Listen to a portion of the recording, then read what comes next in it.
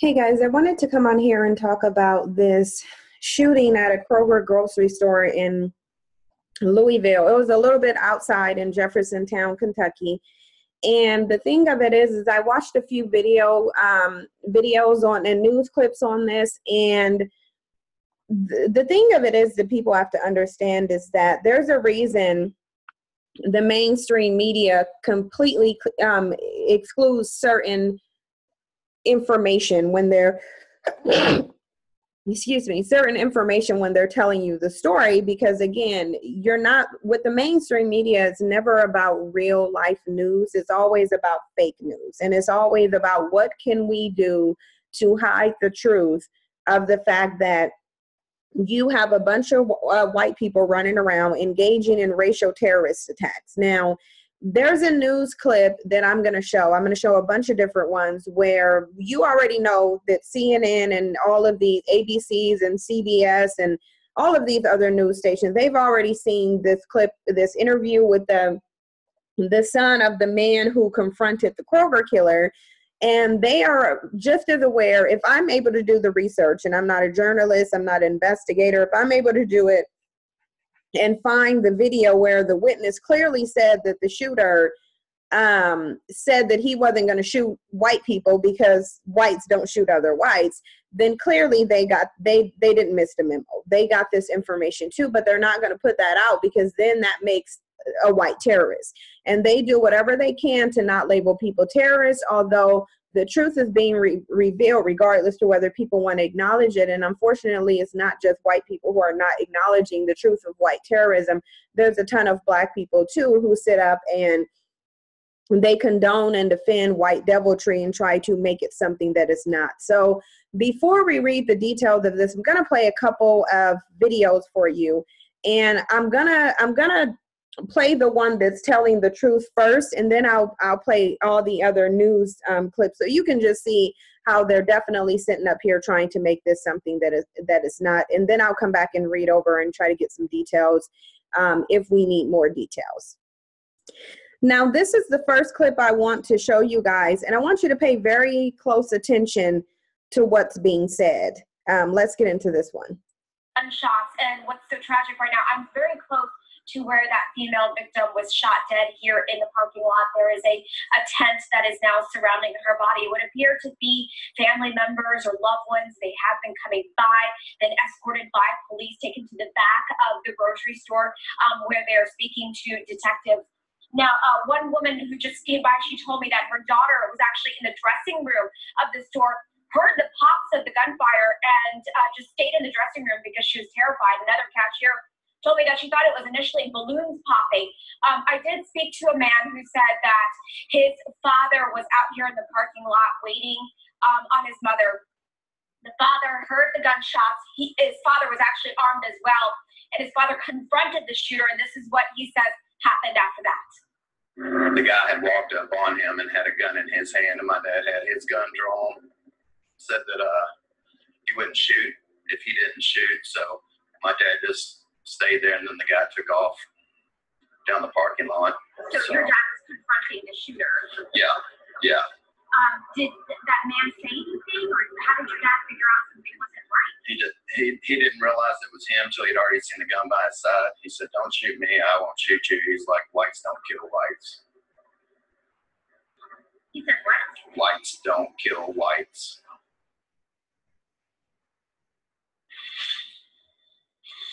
And again, a very chaotic scene out here. Police and agencies are.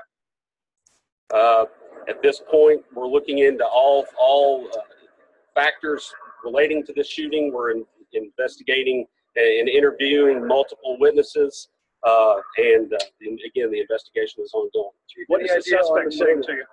I don't have any direct knowledge of what the suspect has said, if anything, at this point. Any idea on the motive? Why did he go in and shoot this man inside the store? We have no idea about that at this point. I also talked to a witness who said that the woman that got shot and killed in the parking lot was just an innocent bystander. Is that what you all are gathering? At this point, again, with the early stages of the investigation, it does appear that she was a random victim out in the parking lot. What about the victim inside the store? Was that also a random victim? I don't have any direct knowledge one way or the other, but it does appear to possibly be the case. Yes. So it's possible he just went into the store and just started firing at random. At preliminary stages, I don't know what the motive was behind this, but it does appear to be that,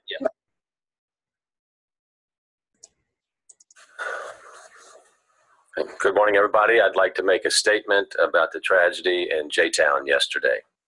I know there's a great deal of speculation about the shooter and possible motives. We will learn more over the coming days, and I'm going to hold off on commenting on that specifically until we get more information. But I will say this. We are one city, one proudly diverse and welcoming city, and we have one shared future. Our city and our future have no room for anyone who looks at their fellow human beings with hate or discrimination. There may be questions about mental illness, and there can be no doubt that we must do whatever is needed to get people all of the health care that they need. But today, I'm just sick and heartbroken and quite angry. I feel that way about any act of violence and cruelty. This one is especially painful because, as has been reported, one of the victims was the father of a member of my team. We love Kelly Watson, our Chief Equity Officer and well-known community leader. I visited with her and her family last night, and she knows that we're here for her and her family, and we ask everyone, please respect their privacy. Be mindful of what they're going through, a sudden and painful loss that's beyond words to describe, extremely traumatizing.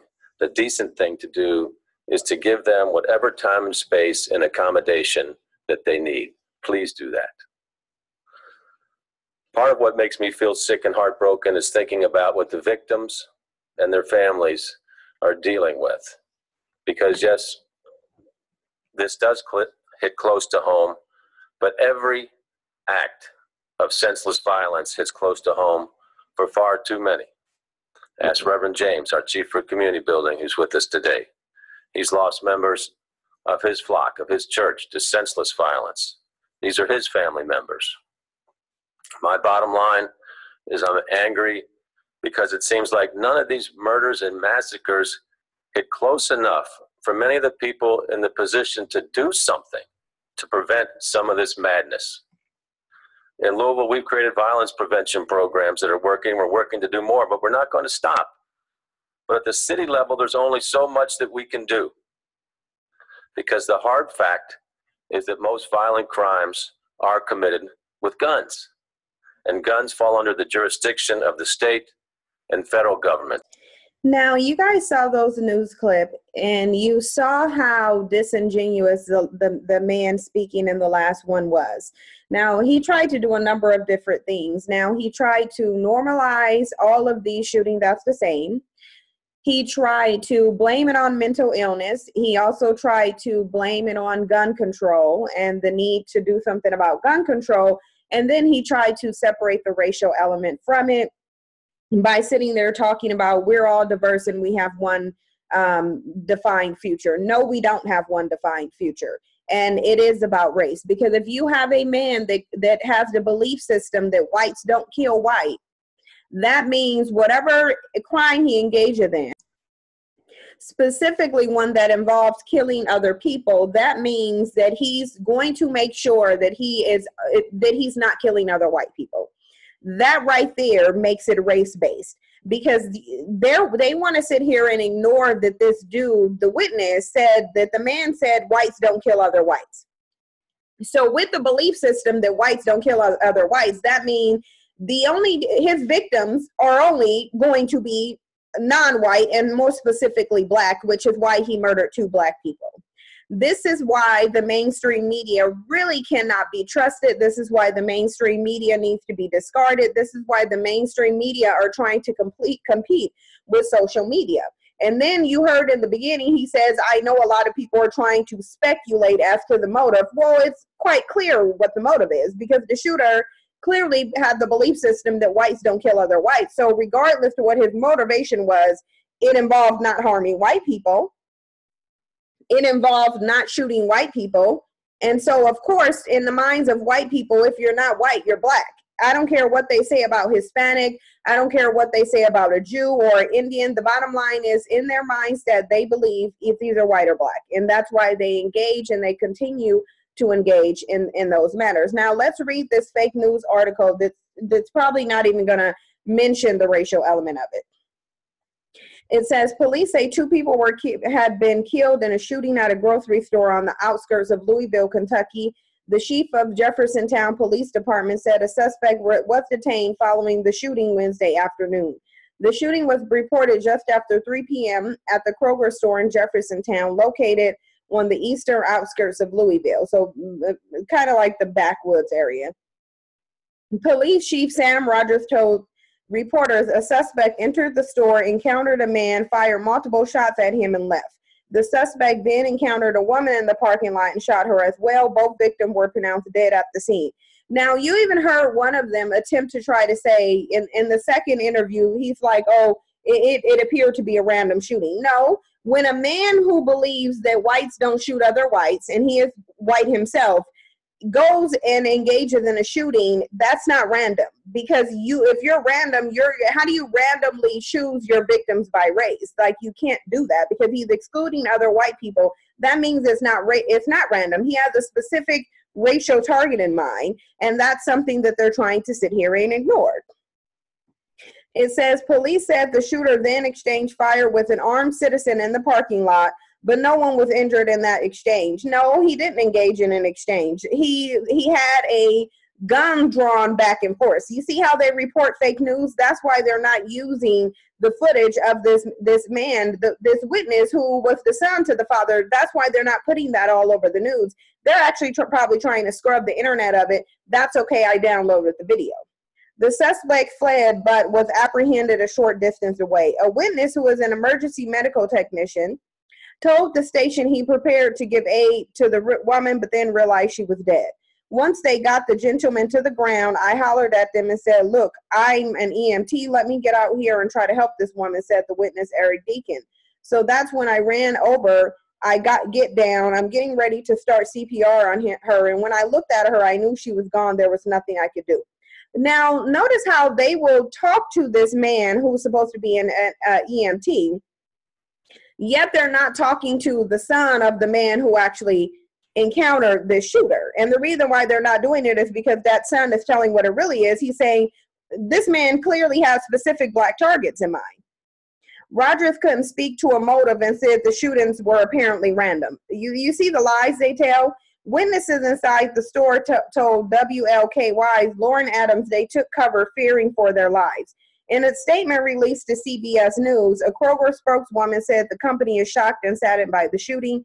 Thanks to the quick response of the local police department, the suspect was apprehended at our store is secure. Now, what I want people to do is, because I'm going to do it too, I'm actually about to send a tweet, and I'm going to add CBS News, I'm going to add CNN News, and I'm going to add Fox News, and I'm going to tweet them a link to that video where that man is clearly saying the shooting was racially motivated, and I'm going to ask them why they're reporting fake news. Now, my Twitter handle, if people want to follow me on there, I'm going to tell you what it is. It's at Onyx Diamond 84. That's my Twitter handle. Again, at Onyx Diamond 84.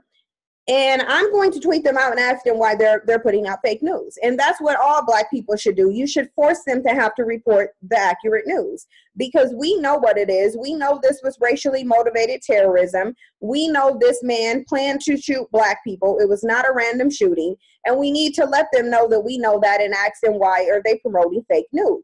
That's what I plan to do. And I think that's what you guys should be doing.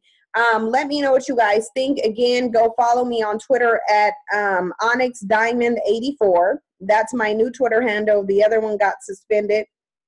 Go find me there. If you're not already following me, follow me there. And we need to sit up here and hold them accountable for the fake news that they're reporting. That's just the bottom line. They're reporting fake news, and we need to not allow them to do that. You guys let me know what you guys think. The only solution to these racialized killers is for Black people to make it known that they'll defend themselves. Now, understand, if there was a slew of videos where Black people were defending themselves from white racial terrorism, this man probably would have thought twice about targeting Black people. But I'm telling you, all of this, people don't want to believe it, but all of this black male passivity that they're sitting here showing in videos is emboldening these people to target them. They have no problem doing it because they see, and all they're going to get is forgiveness and prayer. So if I'm a psychopathic killer and I want to go murder people based on race, and I feel like white people don't shoot white people, so therefore I'm white, I'm not going to shoot other white people, I'm going to shoot Black people. How likely am I going to do that if I see videos of Black people showing that they're armed and showing that they will defend themselves and they will use violence, and they don't care what nobody is sitting here talking? You can sit up here and talk about violence only begets violence. Okay, that's fine. How likely is it that these racialized terrorists will be continuing if Black people were spreading a narrative that they're going to defend themselves? Now, you guys let me know what you think. Thank you for your support. I'll see you in the next video.